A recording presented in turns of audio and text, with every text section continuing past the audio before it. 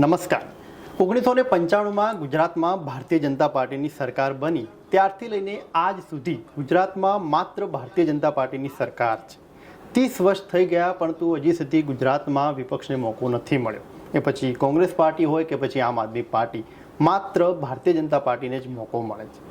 ભાજપની આવી રાજનીતિ કેવા પ્રકારની એક ભાજપ પાછળ એક રાજનીતિ રમાઈ રહી છે કે જેના કારણે ગુજરાતમાં આટલા વર્ષો સુધી પણ ભાજપને જ મોકો મળી રહ્યો છે. આ બધી અલગ અલગ વિષયો ઉપર થોડીક ચર્ચા કરવી છે અને આજની આ ચર્ચામાં મારી સાથે રાજકીય વિશ્લેષક રમેશભાઈ ચૌધરી જોડાયા છે, તો એમની સાથે થોડીક વાતો કરીએ. સચેત વિજય શોમાં તમારું સ્વાગત છે સાહેબ. નમસ્તે સર. પહેલાં તો મારે એક વાત સમજવી છે કે ગુજરાતમાં 30 વર્ષથી કન્ટિન્યુ ભારતીય જનતા પાર્ટીની સરકાર સત્તામાં ચાલી રહી છે, તો ગુજરાતના હિતમાં શું આ યોગ્ય છે ખરું કે પછી વિપક્ષને પણ મોકો મળવો જોઈએ? વિજયભાઈ, સંપૂર્ણ એક અથ્થું શાસન એ કોઈના હિતમાં નથી. ગુજરાતની તો વાત છોડો, પણ જ્યારે આટલા વર્ષો સુધી એટલે 30 વર્ષ સુધી એક જ પાર્ટીનું શાસન થાય ને, તો ક્યાંક એના દુષ્પરિણામ અત્યારે આપણે જોઈ રહ્યા છીએ. એટલા બધા આંદોલનો થાય છે, એટલા બ્યુરોક્રેસી હાવી થઈ જાય. આ એક મેન તકલીફ આ છે. આપણને ઘણી વખત એવું લાગતું હોય કે શાસન રાજકીય નેતાઓ કરે છે, તો વિજયભાઈ આમાં પડદા પાછળ સત્ય બીજું હોય છે કે શાસન હંમેશા બ્યુરોક્રેસીના હાથમાં હોય. એટલા માટે બ્યુરોક્રેસી જો લોકશાહી ઉપર, ડેમોક્રેસી ઉપર હાવી થશે, એટલા માટે વિપક્ષ જરૂરી હોય છે. અને આટલું સળંગ આપણે છેક દાખલા જોઈએ નાઝી એટલે કે હિટલરના, જ્યારે જનતાએ ચૂંટ્યા છે ને એમને, પરંતુ જ્યારે એક અથ્થું શાસન આવે એટલે આના દુષ્પરિણામ ચોક્કસ આવતા હોય છે.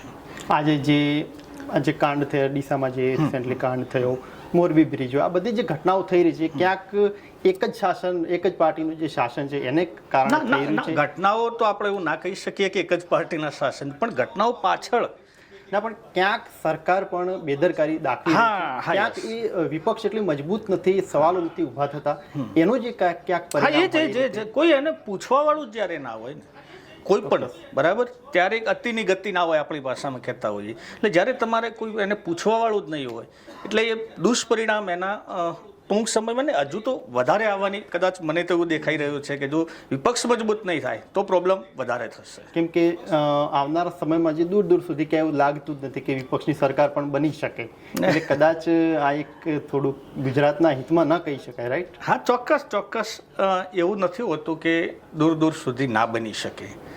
પરંતુ હું ઘણી વખત મારી ચર્ચાઓમાં કહેતો હોઉં છું કે કોંગ્રેસને જીતવું નથી, સત્ય આ છે.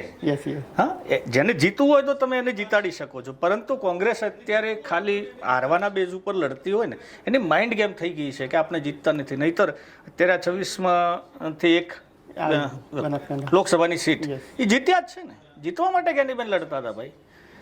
એટલે બની શકે કાલ ઉઠીને આવનારા સમયમાં પરિવર્તન પણ થઈ શકે છે. પણ મારે અહીં એક વાત સમજવી છે કે જે રીતે ભારતીય જનતા પાર્ટી આટલા વર્ષોથી જે રાજ કરે છે, તો એમાં ભાજપની રણનીતિ કેવી છે, કેવા પ્રકારની રાજનીતિ રમે છે?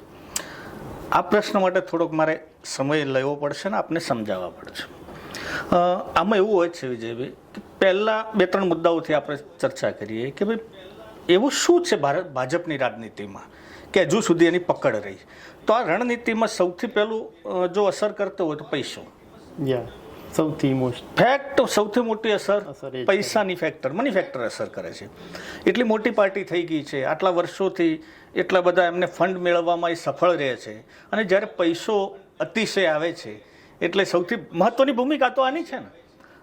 જેમ આચારસંહિતા પેલા ચૂંટણી પંચ કહેતું હોય કે 60 કે 70 લાખમાં ઇલેક્શન લડી લો, આનાથી ઇલેક્શન નથી લડાતું. સમથિંગ કશું નહીં તો 8 થી 10 કરોડ રૂપિયા નોર્મલ જોઈએ. કોંગ્રેસ કને આ નથી. બીજું ફેક્ટર કે યુવાનોને આકર્ષવામાં ભારતીય જનતા પાર્ટી સફળ પણ રહી અને એમને જકડી પણ રાખ્યા. કેવી રીતે યુવાનો આકર્ષાય એ પણ સમજો કે નાના મોટા કોન્ટ્રાક્ટરો આપી દેવાના એમના જ કાર્યકર્તાઓને, એનાથી પૈસો ક્રિએટ કરશે અને એ પૈસા પાછા યુઝ કરશે ભારતીય જનતા પાર્ટીના પ્રચારમાં. હવે એ નાના યુવાનને ખેસ ધારણ કરી લીધો, જબ્બો પહેરી લીધો, એક સારી ગાડી મળી ગઈ, કારણ કે કોન્ટ્રાક્ટ દ્વારા પૈસા એમને મળે જ છે, તો એને જોઈને પાછા બીજા 10 યુવાનો એના પાછળ આકર્ષા છે. એટલે ભાજપમાં એક આ નીતિ પહેલી રહી ગઈ, યુવાનોને જાળવામાં સફળ રહી. ત્રીજી કે સોશિયલ મીડિયાની શરૂઆત લગભગ મારા ધ્યાન મુજબ 2006માં ફેસબુક આવ્યું હતું. વોટ્સઅપની શરૂઆત 2009માં ભારતમાં થઈ. વોટ્સઅપને માહિતીનું સાધન ગણી અને ભાજપ એનો ભરપૂર ઉપયોગ કર્યો. નવી જનરેશનને ખબર જ નથી. એક સિમ્પલ આપણે વિચારીએ કે એક વ્યક્તિની ઉંમર 30 વર્ષની આજે છે, 18 વર્ષે તો એને સમજણથી અથવા એને પહેલું વોટ આપ્યું, બરાબર. હવે આજે જો એની 30 વર્ષની ઉંમર છે એટલે 1995માં એનો જન્મ થયો હશે.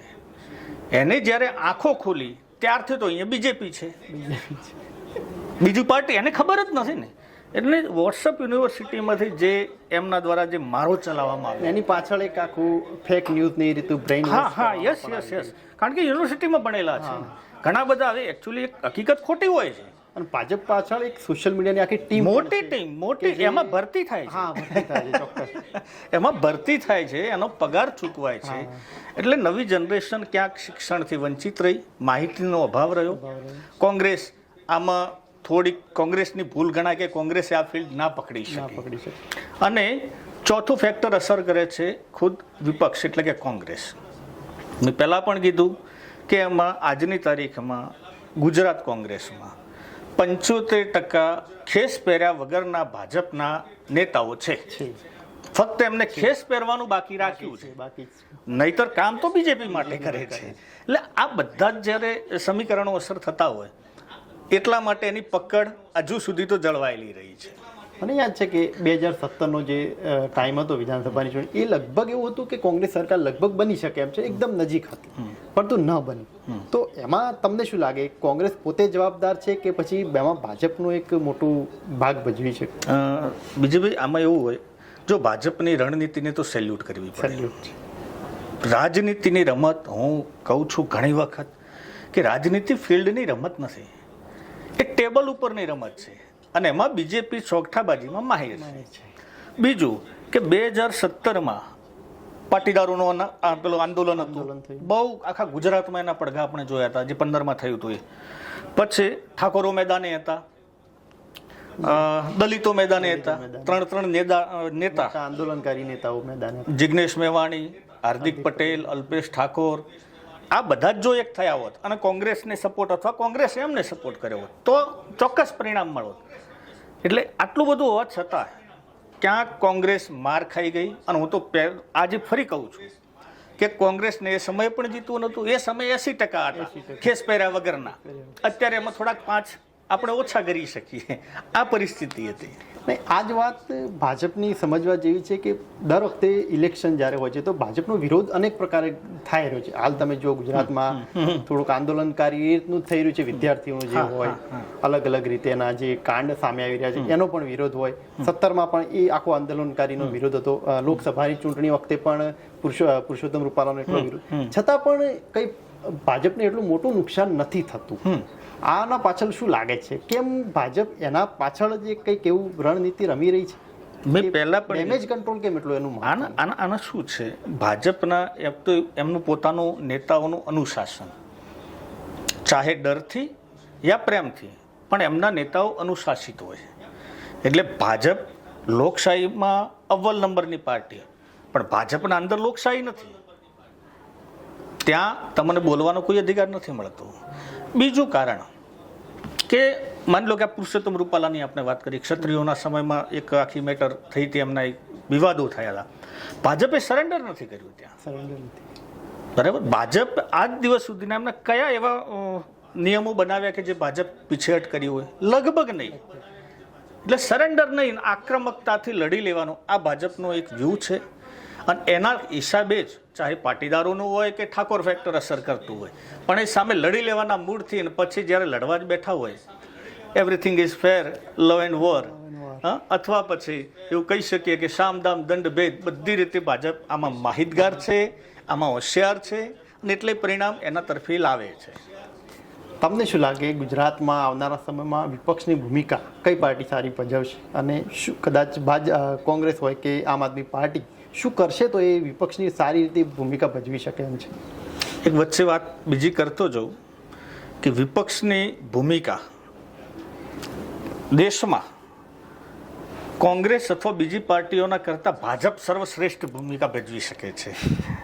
વિપક્ષના તમે એના પહેલાં પણ જોઈ લો, નરેન્દ્ર મોદીના પહેલાં જ્યારે જેમને વિપક્ષને જે કામ કરવાનું છે ને ભાજપ સારું કરી શકે છે. ગુજરાતમાં અત્યારની તારીખમાં મને આ ઠીક છે 2027માં પરિણામ શું આવે, કાલ ઉઠીને માહોલ આખો બદલાઈ જાય છે, પણ આમ આદમી પાર્ટીનું અસ્તિત્વ હજુ હું ખતરામાં જોઈ રહ્યો છું. અને આ ભૂમિકા અત્યાર પૂરતી તો કોંગ્રેસ જ ભજવે એ દેખાઈ રહ્યું છે. પણ હવે શું એના જોડે વધ્યા નથી, એમ માણસો નથી, 2, 5, 10 ધારાસભ્યો છે, એક ગાડીમાં જઈને બધા ફરીને આવી રહ્યા છે, એટલે વિપક્ષ નથી. સંપૂર્ણ ભાજપ જ જો ભાજપની વિપક્ષની ભૂમિકા ભજવે તો કઈ નવાઈ નથી. પણ ક્યાંક એવું નથી કે ભાજપ પણ આખું કોંગ્રેસનું જ થઈ રહ્યું છે? હા છે, ટોટલી ભાજપના. આજ કોણ છે એમને ઓરિજિનલ ભાજપી નેતાઓ કેટલા નથી, મોટા ભાગના જે કોંગ્રેસના જ છે. હા, બધા જ કોંગ્રેસને. હમણાં અર્જુનભાઈ મોઢવાડિયા કાલ ઉઠીને ગાળો બોલતા હતા, આજે અત્યારે ભાજપમાં ખોળામાં બેઠા છે. હાર્દિકભાઈ પટેલ, સીજે ચાવડાથી લઈને કુંવરજી બાવળિયાથી, એક તો બતાવો એવો કે જે ઓરિજિનલ બીજેપીનો રહ્યો છે? નથી. બરાબર. એટલે ભાજપે અડધું કોંગ્રેસ જ છે અને કોંગ્રેસમાં તો 90% ભાજપ છે. પણ ભાજપ જોડે આટલી બધી એક તમે બહુમત જુઓ, ખૂબ જ પ્રમાણેની બહુમત છે ગુજરાતમાં પણ, છતાં લોકસભાની ચૂંટણી પછી એવી વાતો થતી કે લોકસભાની ચૂંટણી પછી તરત જ મંત્રીમંડળનું વિસર્જન થશે, નવું આખું રિફોર્મ કરવામાં આવશે. પણ હજી સુધી એનું મંત્રીમંડળનું વિસર્જન નથી કર્યું, નવું કોઈ આખું શાસન નથી બનાવ્યું. શું કારણ લાગે, કેમ આટલું ધીમા પડી રહ્યા છે? મંત્રીમંડળનું વિસ્તરણ કરવું કેમ જરૂર પડે? 2017માં ભાજપ થોડીક આના જેટલી બહુમતી નથી, બહુમતી હતી પણ થોડીક લેવલમાં. તો એ સમયે 20 મંત્રી હતા. 2017ના પહેલા આનંદીબેન સમયમાં પણ 20 મંત્રીઓ હતા. અત્યારે કેટલા મંત્રી છે? 16. ગુજરાતના મંત્રીમંડળમાં 27 વ્યક્તિઓનો સમાવેશ થઈ શકે, મોટો. જો આમ એમાં ખેંચીને 40 કરવા હોય તો થઈ શકે એમ છે. બરાબર. હવે ના કરવાનું કારણ શું કે ભાજપ જોડે 156 તો ધારાસભ્યો પોતાના છે અને બીજા જેટલા ખરીદ વેચાણ સંઘમાં આવી શકે એટલા બધા, એટલે લગભગ 90% આવી જાય. બરાબર. હવે ભાજપને જરૂર નથી આવું કરવાની, એમને ક્યાં ઉતાવળ છે? હા, હમણાં ભાજપના જોડે માની લો કે 100 ધારાસભ્યો હોત અને 82 વિપક્ષના જોડે હોત ને, તો આ 16ની જગ્યાએ 26 હોત મંત્રીમંડળનું, કારણ કે પછી સાચવવા પડે. અત્યારે પરિસ્થિતિ નથી, એટલે મારા હિસાબે અત્યારે એને કોઈ ભાજપને લાગતું નથી. બીજી વસ્તુ એવી પણ હોય કે ક્યાંક ભાજપ એક મંત્રીમંડળનું જો આ વિસર્જન કરી નાખે, નવેસરથી બધાને ગોઠવે અથવા મુખ્યમંત્રીને ચેન્જ કરે, તો ભાજપનું એક આ શું કહેવાય પીછેડ થયેલું પગલું ગણાય. ભાજપમાં શક્ય નથી. હા, આનંદીબેનને જ્યારે ઉઠલાવ્યા, એ ભાજપે જ ઉઠલાવ્યા. ભાજપનો જ અમિત શાહનો ટોટલી રોલ હતો. એટલે અત્યારે જો હવે વચ્ચેથી ભૂપેન્દ્ર દાદાને ગાડી મૂકવામાં આવે તો કાલે એવું સાબિત થાય કે ભાઈ કાઢ્યા કેમ? કારણ કે કામ નતા કરતા. વ્યક્તિ સારા છે પણ કામ નતા કરતા. આ તો હકીકત છે ને. તો એ ભાજપની બેક કહેવાય કે ભાઈ તો તમે લાવ્યા હતા કેમ? કે જેમને ચોથી લાઈનના જે નેતા હતા એમને મંત્રીમંડળમાં માંડ સ્થાન મળે તો માનતા રાખતા હતા અને ડાયરેક્ટ જાણે મુખ્યમંત્રી થઈ જતા હોય. એટલે લગભગ આ બદલાવાનું મને જ દેખાતું નથી.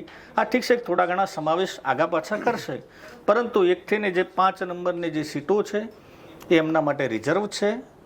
બીજેપી એટલે બ્રાહ્મણ, જૈન અને પાટીદાર પાર્ટી, એમાં કોઈ બદલાવ થવાનો નથી. ચાહે પાટીદારને મુખ્યમંત્રી બનાવે, પક્ષનો પ્રમુખ રાખે, કે જે ઉપરના 5 ખાતા એમને ફાળવવા પડશે. પાટીદારને જ મુખ્યમંત્રી બનાવે છે, એના પાછળનું શું લોજિક હોય છે? કે પાટીદારની બહુમત વધારે છે એટલા માટે?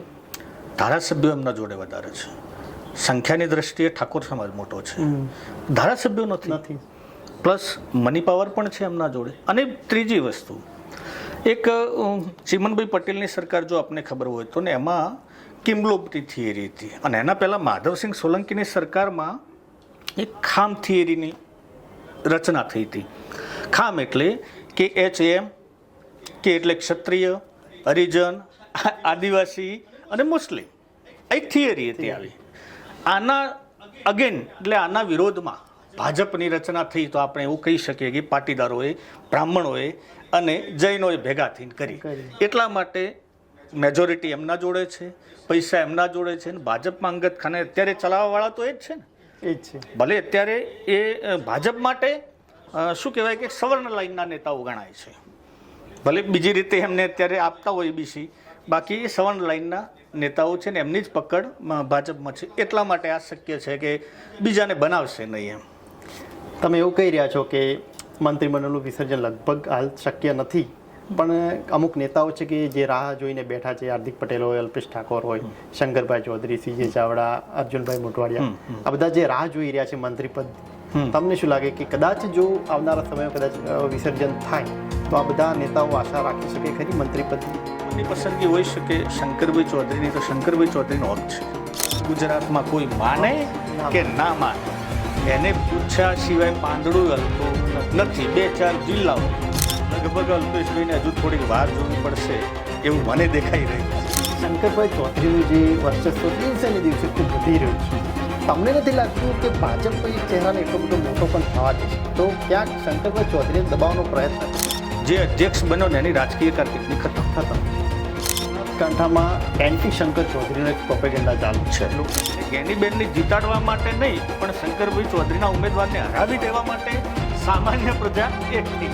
કે જે એન્ટી શંકર ચૌધરીનો જે પ્રોપેગેન્ડા છે એમાં ક્યાંક એવું થઈ રહ્યું છે કે શંકરભાઈ પોતે જ પોતાના સમાજના અમુક આગેવાનો આગળ નથી આવતા. બનાસકાંઠામાં ચૌધરી સમાજનો એક પણ ધારાસભ્ય નથી, અને જે શંકરભાઈ છે એ તો પાટણ જિલ્લાના છે.